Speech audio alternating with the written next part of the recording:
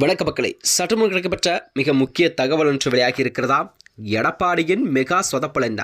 ஓபிஎஸ்ஐ விட மோசமான நிலை வரும் கண்டிப்பாக.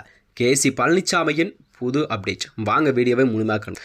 அதாவது தமிழகத்தில் வரக்கூடிய இந்த 2026 சட்டமன்ற தேர்தல் என்பது கண்டிப்பாக அனைத்து கட்சிகளுமே எதிர்பார்க்கக்கூடிய ஒரு முக்கியமான தேர்தலாக தமிழகத்தில் நிலவிக் கொண்டிருக்கிறதா. அதாவது அனைத்து கட்சிகளுமே தங்கள் கூட்டணி தொகுதி பங்கிடன அரசுகளில் மும்பாரமாக செயல்பட தொடங்கிவிட்டது. அந்த வகையில்தான் ஆளும் கட்சியான திமுகவோ தனது கூட்டணியை வலுவாக வைத்த நிலையில்தான் எதிர்க்கட்சித் தலைவர் எடப்பாடியாரும் கூட தனது கூட்டணி பலத்தை அதிகரிக்காதற்கான வேலைகளை தொடங்கிவிட்டார்.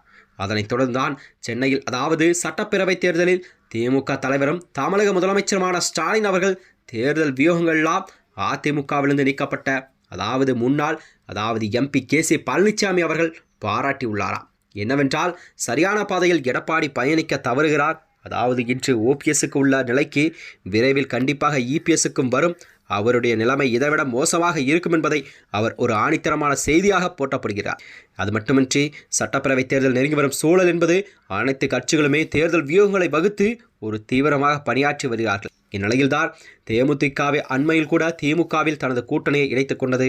இது அதிமுகவுக்கு கண்டிப்பாக ஒரு பெரும் பின்னடைவாக கருதப்படுகிறதா.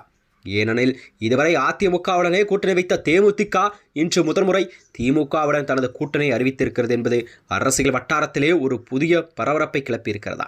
அது மட்டுமின்றி இது அதிமுகவுக்கு ஒரு பெரும் பின்னடைவாகவும் கருதப்படுகிறது. ஓபிஎஸ்ஸும் கண்டிப்பாக விரைவில் திமுக கூட்டணியில் இணையக்கூடும் என்று எதிர்பார்க்கப்பட்ட செய்தியாக பார்க்கப்படுகிறதா.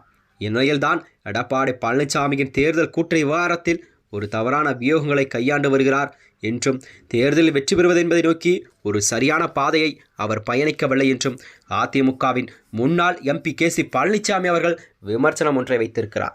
இதனிடையில்தான் அதிமுகவின் முன்னாள் எம்பி கேசி பழனிசாமி வெளியிட்ட பதில் என்னவென்றால், வருகிற தேர்தலுக்கு வலிமைப்படுத்தப்படும் என்று நினைத்த அதிமுகவோ சரிவை நோக்கி பயணிக்க துவங்கியிருக்கிறது.